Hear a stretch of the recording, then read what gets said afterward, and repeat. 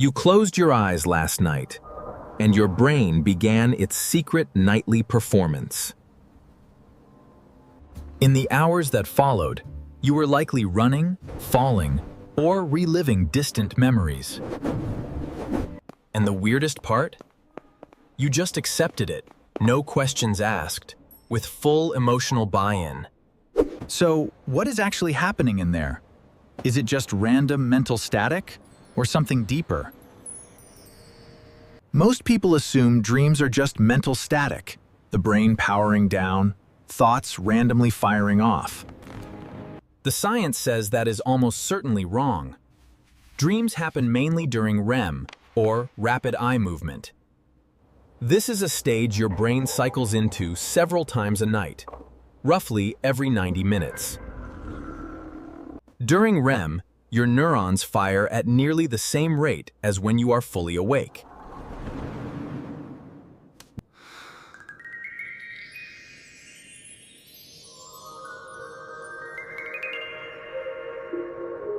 No neuroscientist alive has reached a proper consensus on exactly why this happens. That should stop you for a second. We have mapped the genome, yet dreams remain a mystery. We still do not know why you dreamed about your third-grade teacher last Tuesday. One compelling theory is called the threat simulation theory, developed by Antti Revonsuo. His argument is that dreaming evolved as a rehearsal space, a biological flight simulator. It runs in a consequence-free environment every night, letting you practice dangerous situations without risk. Think about the dreams that stick with you, the ones that wake you up with your heart racing. Being chased, losing someone, or showing up completely unprepared for something huge. Revonsuo's research found that threatening events are significantly overrepresented in dreams compared to waking life. The brain is not selecting these randomly. It is drilling scenarios it considers worth preparing for. That dream where something is chasing you and your legs just won't move? Your brain may have scheduled that. Practicing fear has survival value. You were being trained while you slept. But there is a competing idea that pulls in a completely different direction. Matthew Walker has written about REM sleep as something closer to overnight emotional processing. During REM, the brain does something chemically unusual to help you process emotions. Norepinephrine, the neurochemical closely tied to stress and anxiety, drops to its lowest point of the entire day. Your brain replays emotionally loaded memories, but inside an environment stripped of the acute stress response. Walker describes this as the brain gradually taking the emotional sting out of hard memories. It is why things genuinely tend to feel more manageable after sleep. The phrase "sleep on it" is thousands of years old, and as it turns out, neurologically defensible advice. People who are consistently deprived of REM sleep don't just feel tired, they become significantly more emotionally reactive.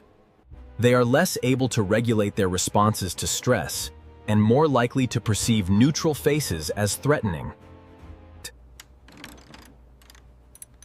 Skip it enough times, and the emotional backlog starts to show.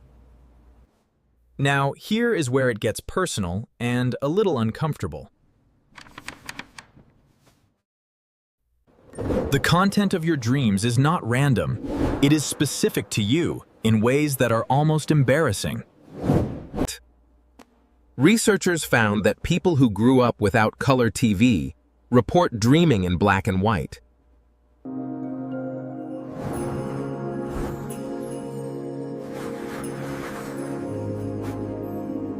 The palette your brain uses to build your dreams?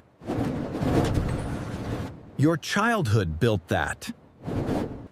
The fears that surface, The situations that keep repeating, these aren't accidents. Sigmund Freud's specific interpretations have been discredited, but his broader instinct that dreams are psychologically revealing was not entirely wrong.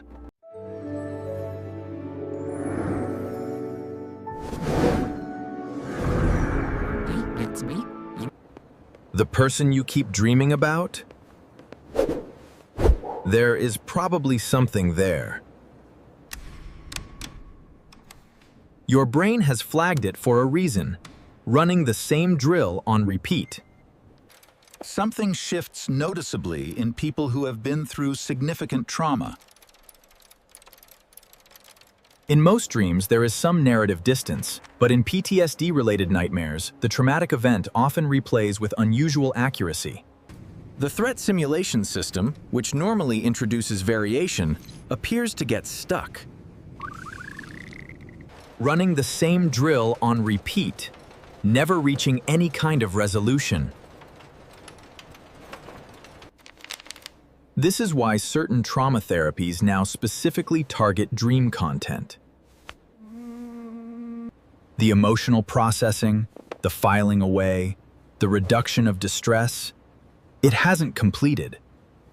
The brain keeps returning to the same unfinished file, night after night.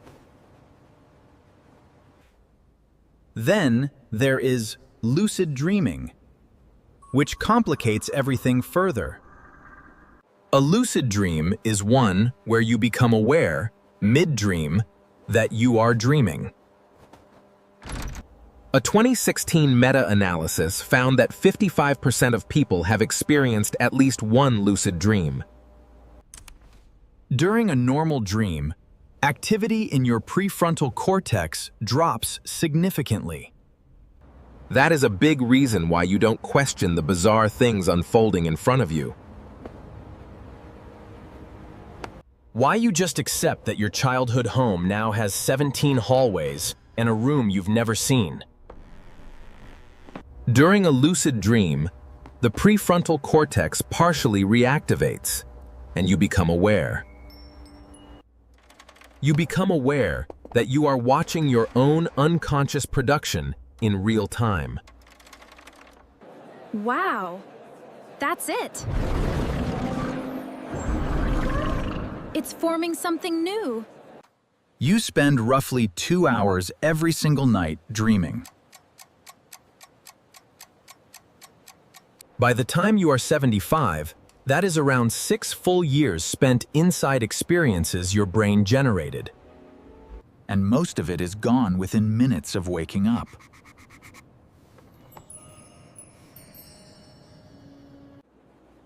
Francis Crick proposed that dreaming might partly function as a clearing process. The brain selectively pruning connections and information it no longer needs. Forgetting is not a failure, but the whole point. That is the deal your brain made with you, and you keep agreeing to it.